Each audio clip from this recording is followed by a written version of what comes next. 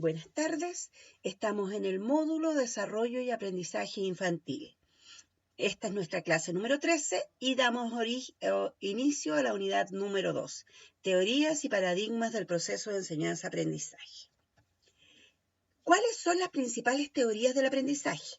Nosotros vamos a ver en la clase de hoy, y nos tiene que quedar clarísimo, que estas teorías del aprendizaje se clasifican en teorías conductuales, en teorías sociales y teorías cognitivas. Y hoy día nos vamos a remitir a hablar solamente de teorías conductuales del aprendizaje. Ustedes me preguntarán, ¿qué son las teorías conductuales del aprendizaje? Bueno, vamos a ver que estas teorías plantean que todos los seres humanos somos aprendices desde el momento en que nacemos hasta el momento en que dejamos de existir, estamos en un proceso de continuo aprendizaje. Y por tanto, toda nuestra existencia pasa a ser un continuo y permanente aprendizaje. Y que este aprendizaje se encuentra condicionado por un estímulo, el cual provoca una respuesta. Lo que demuestra que sí existe el aprendizaje. Y este aprendizaje queda de manifiesto a partir de las conductas de los individuos, de las personas, de los seres humanos. Y de ahí se desprende el nombre de conductismo. Estas teorías afirman que la acción o estímulo debe darse de manera constante, y es esta constancia del estímulo la que provoca el condicionamiento de dicha conducta. Es decir, ¿a qué nos referimos con que la conducta sea constante? Es que se repite y se repite y se repite.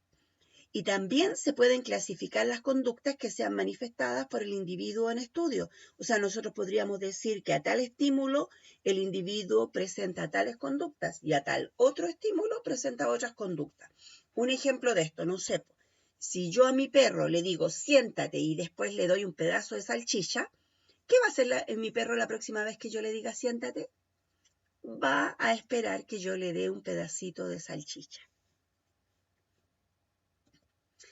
Estas teorías conductuales plantean el aprendizaje a partir de conductas observables, es decir, que yo las pueda ver. Son y las conductas también tienen que ser medibles, observables y medibles. Y estas conductas también son evaluadas mediante las respuestas dadas a partir de ciertos estímulos, para lo cual son utilizados los refuerzos positivos y negativos. Claro, pues la respuesta depende del estímulo, va a haber una respuesta. Y yo voy a tener que reforzar esa respuesta, ya sea de manera positiva o de manera negativa. ¿Qué es entonces el refuerzo positivo? El refuerzo positivo consiste en ofrecer al niño un estímulo agradable cada vez que éste emite una respuesta adecuada. Así tenderá a repetirla en mayor medida. ¿A qué se refiere esto? Que si yo, no sé, pues si el niño se portó bien hoy día y hizo pipí en la pelela, la mamá le regala un caramelo. Entonces el niño va a aprender que cada vez que él haga pipí en la pelela, la mamá le va a regalar un caramelo, por decir algo. Ahora, el abuso del refuerzo positivo puede ser nocivo en educación, y eso también lo vamos a aprender, chiquillas.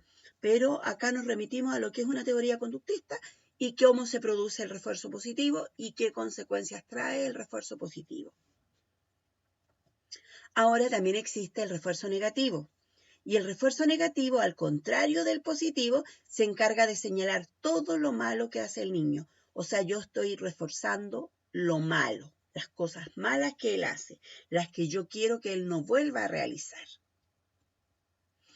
A partir de esto, los representantes del conductismo han realizado diversos estudios basados en las interacciones que preceden al comportamiento, tales como el ciclo de atención, los cambios en el comportamiento mismo, tales como la adquisición de habilidades, las interacciones que siguen al comportamiento, como los efectos de los incentivos o las recompensas, y también de los castigos, refuerzo positivo y refuerzo negativo, las condiciones que prevalecen por sobre la conducta, tales como, por ejemplo, una situación de estrés prolongado, carencias intensas y persistentes en el tiempo, van a tener una consecuencia.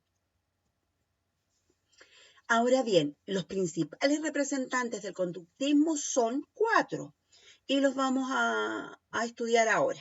El primer representante es Pavlov, Iván Petrovich, fisiólogo ruso, ganador del premio Nobel en el año 1904 por sus destacadas investigaciones respecto del funcionamiento de las glándulas digestivas. Por tanto, los experimentos que él realizó fueron a partir de las glándulas digestivas. Sus estudios con perros lo llevaron a interesarse por lo que denominó secreciones psíquicas, o sea, las producidas por las glándulas salivales sin la estimulación directa del alimento en la boca. Pavlov notó que cuando en la situación experimental un perro escuchaba las pisadas de la persona que habitualmente venía a alimentarlo, salivaba antes de que se le ofreciera efectivamente la comida. No obstante, si las pisadas eran de un desconocido, el perro no salivaba. También podríamos ver otro ejemplo de esto, que podría tener relación con la teoría de Pavlov. Cuando yo saco el alimento del saco de comida de mi mascota, mis perros se ponen alerta y se van porque me ven tomar el pocillo del alimento y me ven tomar el saco. Entonces ellos saben que lo que viene después es comida.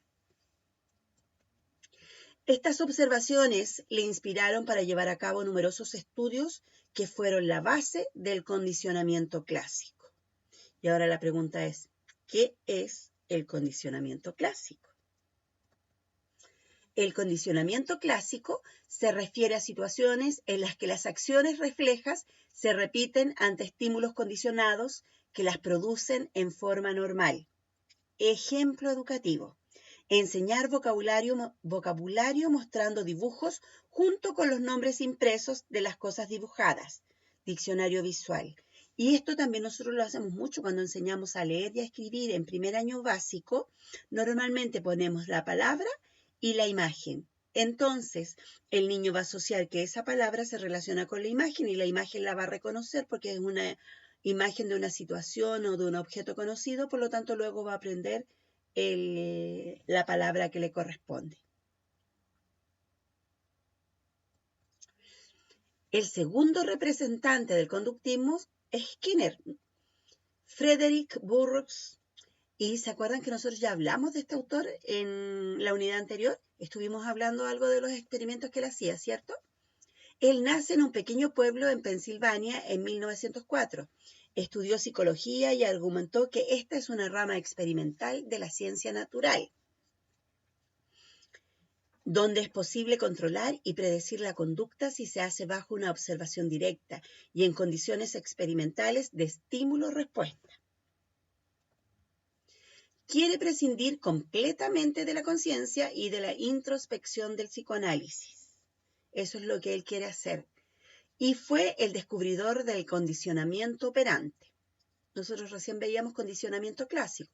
Ahora veamos cómo es el condicionamiento operante. Las conductas operantes son respuestas voluntarias, no producidas de manera automática como en el condicionamiento clásico. Estas respuestas son voluntarias y se dan de manera automática por algún estímulo, sino por reforzamientos positivos, recompensas o negativos, castigos. O sea, yo uso el refuerzo positivo o el refuerzo negativo y la respuesta se da de manera voluntaria. Sin embargo, las respuestas que no son reforzadas no tienen probabilidad de ser repetidas. Por tanto, si yo no quiero que una conducta del niño se repita, yo no tengo que brindarle ni refuerzo positivo ni negativo. Yo tengo que omitirla y la conducta va a desaparecer. Skinner realizó estudios con niños autistas y también en el campo de la enseñanza programada. Un ejemplo educativo de esto, diseñar series de refuerzos para ser usadas como método de estudio, así como la creación de una máquina para aprender ortografía y aritmética. Él hizo una mezcla entonces entre el aprendizaje por condicionamiento clásico y por condicionamiento operante. Thorndike. Ay, se me enreda la lengua para decir este autor.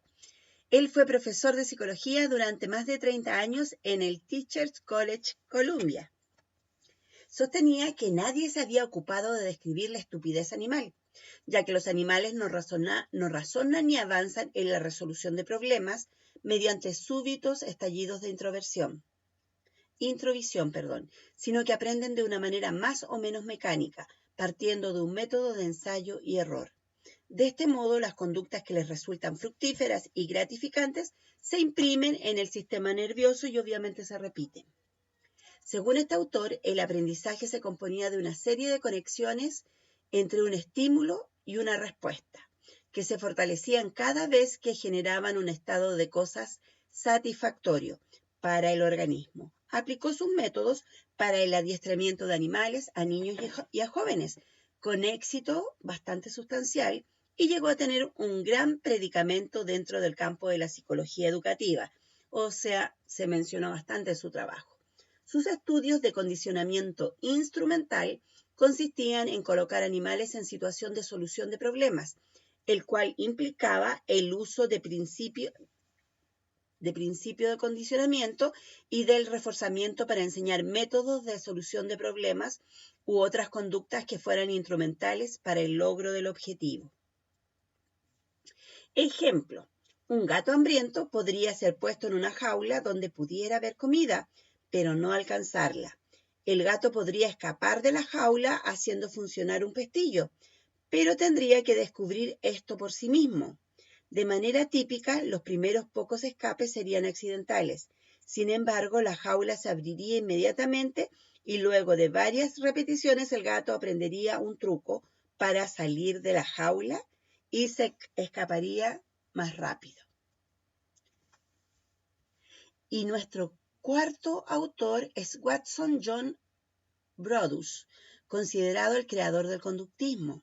Para salir de los oscuros y tenebrosos senderos de la filosofía especulativa y de la psicología subjetiva, debe seguirse el camino del conductismo, dice él. Escuela de psicología para la cual el concepto de conciencia no es útil ni necesario en la descripción, explicación, predicción y control de la conducta.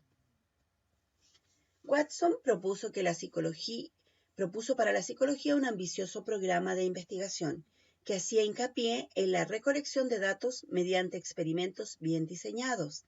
Entendía que la finalidad de esta ciencia era poder predecir la respuesta de un organismo frente a un estímulo determinado. A esto se le llama a veces la psicología del estímulo-respuesta. Psicología ER. Esta psicología presta escasa atención a los pensamientos y a los sentimientos. Solamente se basa en estímulo, tal respuesta. Este autor trabajó también en la puericultura y en la educación infantil. Recomendaba que a los bebés se los criara de una manera muy organizada y sistemática, de modo tal que fueran condicionados conforme a un plan, en la dirección deseada por sus padres. Aconsejó además que no se les transmitieran demasiadas efusiones sentimentales, pues según él, estas no contribuían a formar el carácter. O sea, como que era media dura su teoría, porque deprivaba el afecto. ¿Cuáles son las principales características del conductismo en educación? El conductismo ubica al adolescente en el centro del proceso de enseñanza-aprendizaje, al adolescente, al niño, al educando en el fondo, en el centro del proceso de enseñanza-aprendizaje. También considera al alumno como una pizarra blanca y un edificio en construcción. Se desconocen los procesos mentales del estudiante, no le importan.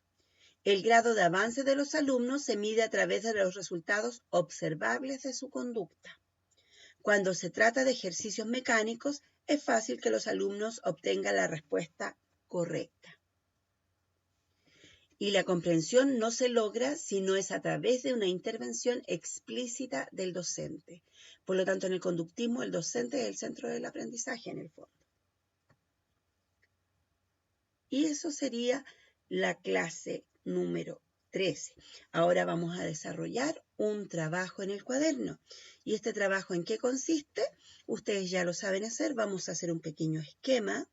Y en ese esquema vamos a incorporar los principales conceptos del conductismo, o sea, una definición de lo que es conductismo, lo que es refuerzo positivo, lo que es refuerzo negativo, y los principales representantes y su teoría. Es decir, condicionamiento clásico, condicionamiento operante, etc.